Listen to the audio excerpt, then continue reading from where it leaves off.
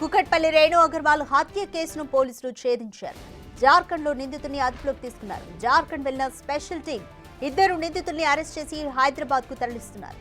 Technical ఇతర evidence ఆధారంగా నిందితుల జాడను పసిగట్టి పట్టుకున్నారు.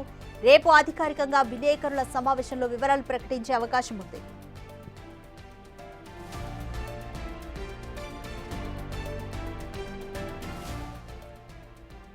కూకట్పల్లి రేణు అగర్వాల్ హత్య కేసును పోలీసులు ఫైనల్ గా ఛేదించారు. అయితే నిందితుల్ని జార్ఖండ్ లో అదుపులోకి తీసుకున్నారు. జార్ఖండ్ వెళ్లిన స్పెషల్ టీం ఇద్దరు నిందితుల్ని కూడా అరెస్ట్ చేసి హైదరాబాద్ కు తరలిస్తున్నారు. టెక్నికల్ అలాగే ఇతర ఎవిడెన్స్ ఆధారంగా నిందితుల జాడను పోలీసులు పసిగట్టి పట్టుకున్నారు. అయితే రేపు అధికారికంగా విలేకరుల సమావేశంలో వివరాలు ప్రకటించే ఛాన్స్ ఉంది.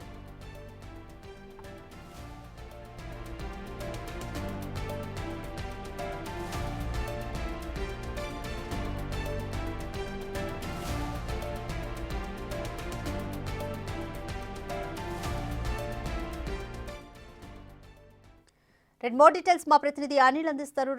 అనిల్, కుకట్పల్లి రేణు అగర్వాల్ హత్య కేసును పోలీసులు అయితే ఛేదించారు. జార్ఖండ్ లో నిందితుల్ని ఎవిడెన్సెస్ తో సహా పోలీసులు అయితే పట్టుకున్నారు. సో కంప్లీట్ డీటెయిల్స్ ఏ విధంగా ఉన్నాయి?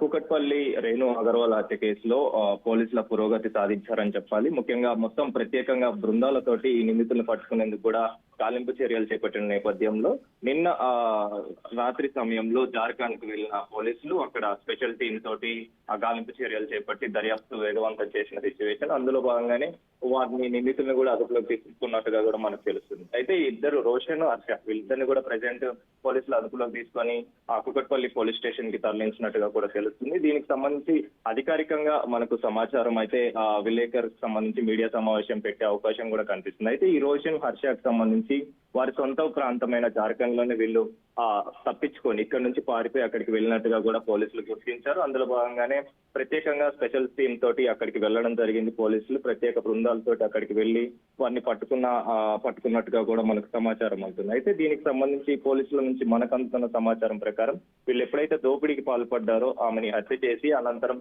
ఆఫీస్పేట్ లో బండిని వదిలేసి ఏదైతే దొంగతనం చేశారో ఆ బండిని అక్కడ వదిలేసి ఆ తర్వాత వాళ్ళు అక్కడ నుంచి రోడ్డు మార్గాన వెళ్ళినట్టుగా కూడా తెలుస్తుంది. అయితే అప్పుడు జార్ఖండ్ కి వెళ్ళిన వీళ్ళని పట్టుకునేందుకు స్పెషల్ టీమ్ తోటి మొత్తం 10 ప్రత్యేక బృందాలతోటి అన్ని గాలింపు చర్యలు చేపట్టారు. ప్రత్యేకంగా వీరి సొంతూరైన జార్ఖండ్ కూడా వెళ్ళడం జరిగింది. అక్కడికి వెళ్ళిన తర్వాతనే మొత్తం ఆధారాలకు సంబంధించి కావచ్చు, వాళ్ళకి సంబంధించిన టెక్నికల్ ఎవిడెన్స్ తోటి వాళ్ళని పట్టుకున్నట్టుగా మనకు తెలుస్తుంది. ప్రజెంట్ అయితే ఈ ఇద్దరు నిందితుల్ని కూడా పోలీసులు అదుపులోకి తీసుకున్నారు. అదుపులోకి తీసుకొని ప్రజెంట్ దర్యాప్తులో భాగంగా విచారణ అయితే చేస్తున్నారు. అంటే ఈ డబ్బులకు సంబంధించి కావచ్చు, ఈ దోపిడీకి సంబంధించి కావచ్చు, ఎందుకు చేయాల్సి వచ్చింది, చేయడానికి గల కారణాలు ఏంటి అనే కోణంలో ప్రజెంట్ అయితే వాళ్ళిద్దరిని కూడా విచారిస్తున్నట్టుగా కూడా తెలుస్తుంది. ఈ విచారణలో భాగంగా ఈ రోజు విచారించి ఆ తర్వాత అనంతరం ఆ మీడియా సమావేశం కూడా పెట్టే అవకాశం అయితే కనిపిస్తుంది.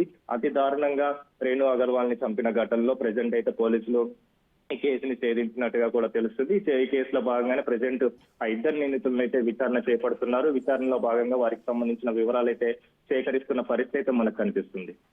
Thank you Anil.